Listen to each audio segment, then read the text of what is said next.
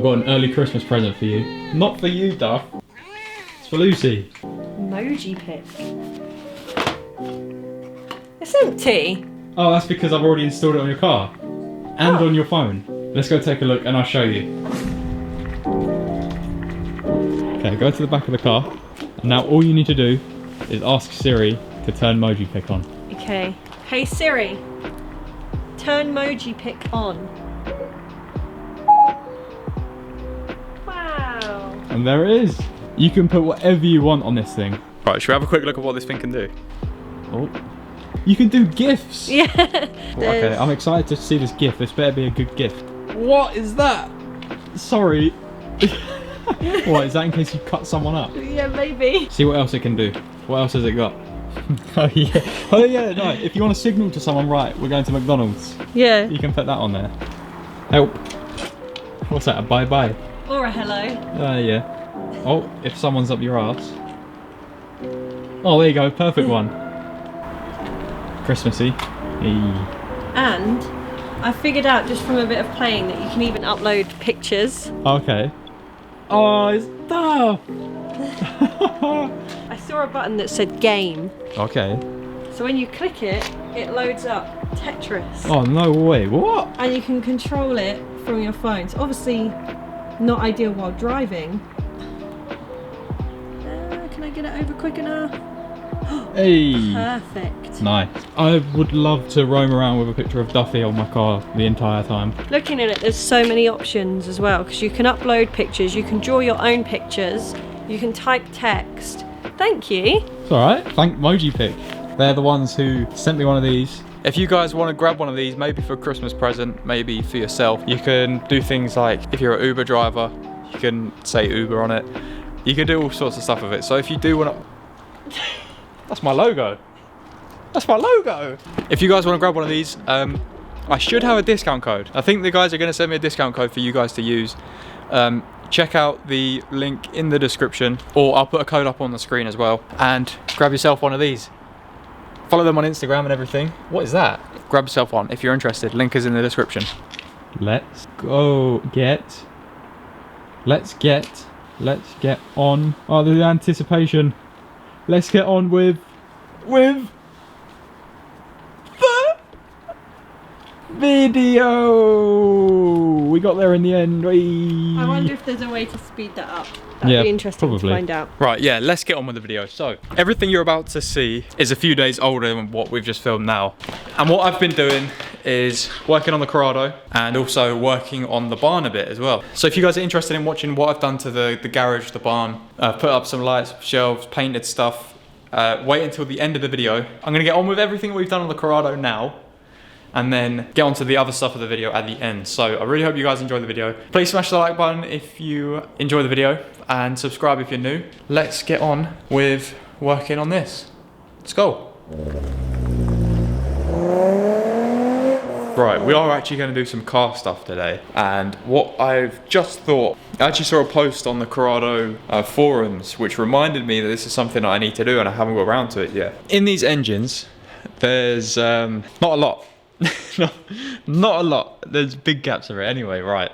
So I fitted this WAM air filter a few months back, and the only thing which is of concern to me is that it's not really getting any cold air. It's just sucking up from this little bit down here. There's a tiny gap down there, but there's nothing really on the front down here for it to get any air up. So what I thought, and then this post reminded me of it, is this little thing right down there. But you can just get rid of that. What's the problem with this little thing? So let me try and quickly explain it before I just rush into doing things. So I put the new filter in my car, but now it's got nowhere to suck in cold air from. And conveniently, there's a little charcoal canister for the fumes and emissions from the tank sitting just underneath the filter. Fuel fumes from the tank get fed up into this charcoal canister, which filters it and then plugs it back into the air intake. But it's one of them things, you can remove it, and it's probably not going to do any harm should you really be removing it if Volkswagen put it in the car for a reason.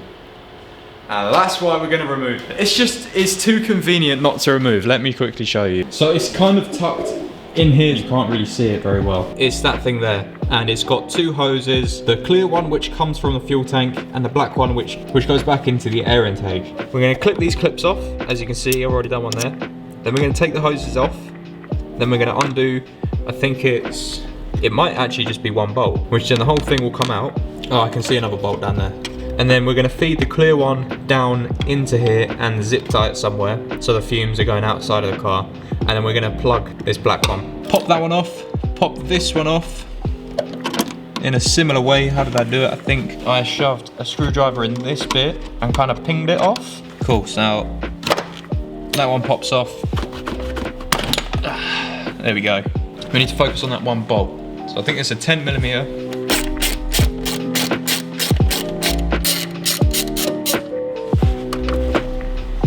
I hope I'm right. This should now just pull straight up.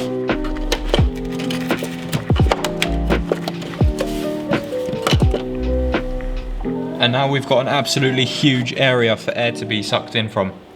Obviously, if you want to make that even better, you could probably fit a tube. Must be a way, somehow, to fit like a scoop coming in from the front grille. Because I think, if I'm right, I think that's something I'm gonna have to do. So there it is. And now I've completely ruined my car, right?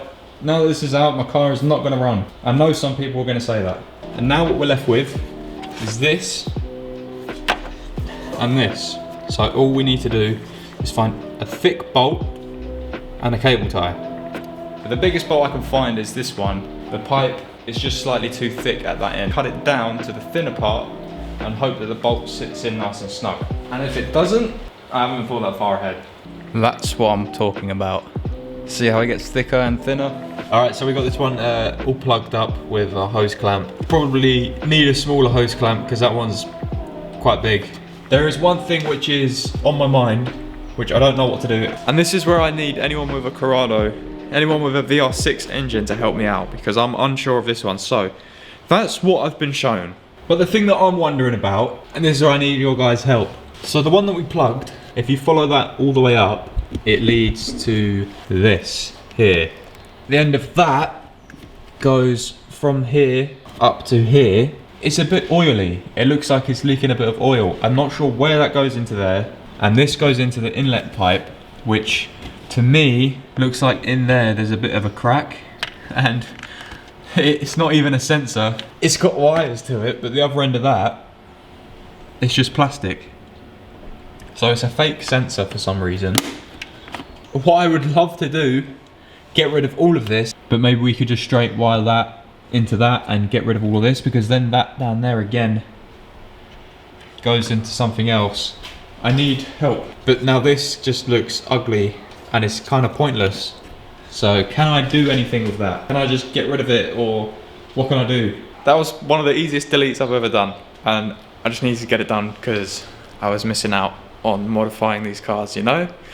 One of them feelings.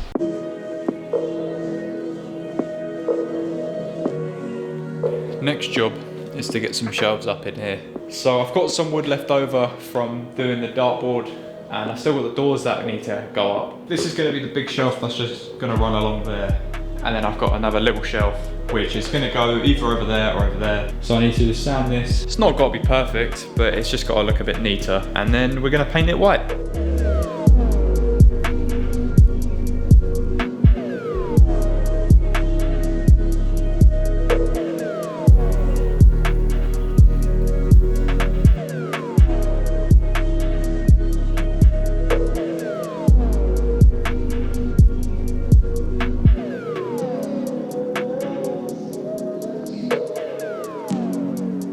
Right, while the paint is drying, I'm going to give this car a real quick clean.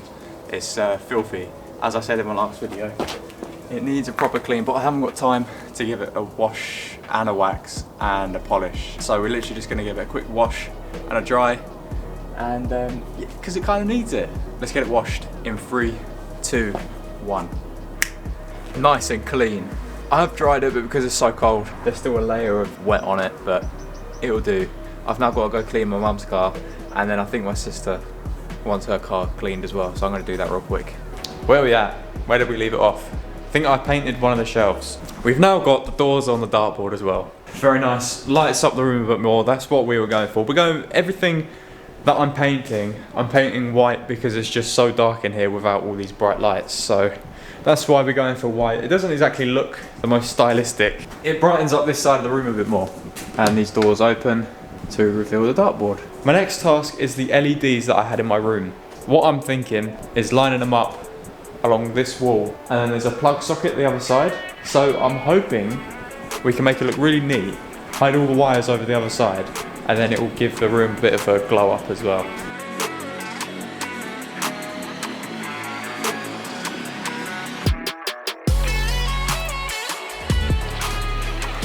Alright, it's in. Let's turn it on. Not too bad. And the remote sensor is over this side, so I'm hoping you can change it. I'm trying to think of how to do it without going and buying shit, because in an ideal situation, I would have the LEDs running along this wooden bit, if they were long enough. So run along there and then run along there. Actually, why didn't I do that? I moved them, I said it, and I did it. I don't know what's better. They're not really bright enough to actually project. When the main lights are off, you can obviously tell. They're not very bright with the rest of them. Rubbish shot. I need to get a sofa in here. Needs to happen. One step at a time. So I got both the shelves up now. This little one over here, and then the bigger one in the corner. Not too bad if you ask me. Pretty sturdy. Before you guys ever start doing something like this, you need to be careful. And that's because you start doing one thing, and all of a sudden, the front of your car looks like this. And half the car's sitting over there. I just keep finding more things that I need to do, you know? It's not healthy. The first thing that I came here to do is done. And then I went underneath the car, okay? And I saw that. That just peeled straight off. It started leaking a little bit of oil. So I was a bit confused. It looks like a previous owner has either smashed the sump and then repaired it, or it's like protecting it. Seems dodgy, so I think I'm gonna need a new sump, just in case. And then I was thinking, right, I'll take the bumper off, because I know that this thing, I wanna get a fresh coat of paint on it, and it's not exactly looking the prettiest. This isn't too bad compared to what some people have. Then I thought, right, I'll try and take this off, because then I can get it off and I can get it painted. To get this off, it holds the engine in. So that's what the jack and the plank of wood is all about. As I was undoing it, I knew that the engine was gonna, I thought maybe the engine will just slowly like drop down a little bit so I support it, but it drops the entire engine. So then I've done it back up. Now I'm thinking, I'll just tidy up and try and paint what I can at the front and underneath, because I know that this is in the way, so you have to take that off from under here, from the pipes. So that's why the bumper's over there. And the reason the lights are over there, I started to read that to take that off, you have to get the lights out for some reason, but I think that's just for the radiator. But then one of the bolts on the lights was a bit corroded, and I ended up just snapping the bit where the third bolt joins on to the car. This is going great. And then I thought, right, I'll just get this grill out. At least when I can be bothered, I can cut out the holes on that. I don't know why didn't they just make the whole thing like that? Both sides are like it, apart from the side we want. Unless there's an aftermarket one of these, and it's just all honeycomb or something. And the last thing, before we're done, the last thing is that this oil cooler, it's not doing its job properly because of where it's mounted. It's literally sat right up close against the bumper, there, tucked away in the corner, so it's not really getting any fresh air. So I want to know if there's a better way to mount that. Even if we can maybe swivel it so that it's more pointing at the front, so that it gets air from the lower grille, because at the moment it's sat up here and the grill's like down here, so it's not doing anything. Yeah, the whole car, literally the entire car is just a mess at the moment.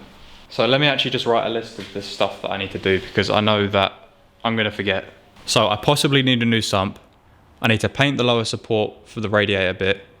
I need to cut out the bottom grille, and I need to mount the oil cooler better. The reason I'm just going to paint this is because I just want to paint it so it stops any more contamination, because it's not, you know, like breaking through, but I'm going to paint it to prevent any future problems. If someone could let me know how to take this off without the engine falling out, do I literally just hold the bottom of the engine up with a bit of wood, and then I can undo the 2 bolts either side to get it out? Because all of this stuff is still pretty new to me. This is the first VR6 I've had. I've owned a 1.8 turbo. I feel like there's just so much online about them, so much. Trying to look up things for this car, everything's from 2004. Or it's for a Mark II Golf, which is similar, but it's not right. It's not exactly the same. Or it's for a Mark III VR6. I don't know, everything's just difficult. So I really do need you guys' suggestions on if anything's made any sense and you can offer your advice. Let me know. Follow me on Instagram so that you can keep up with the latest updates on this. And obviously subscribe if you're new and you haven't already. Looks like the first thing I'm going to do is paint the lower support bracket and cut out the vent on that, unless I can find an aftermarket part. On a completely different subject, has anyone got a sofa that they don't want?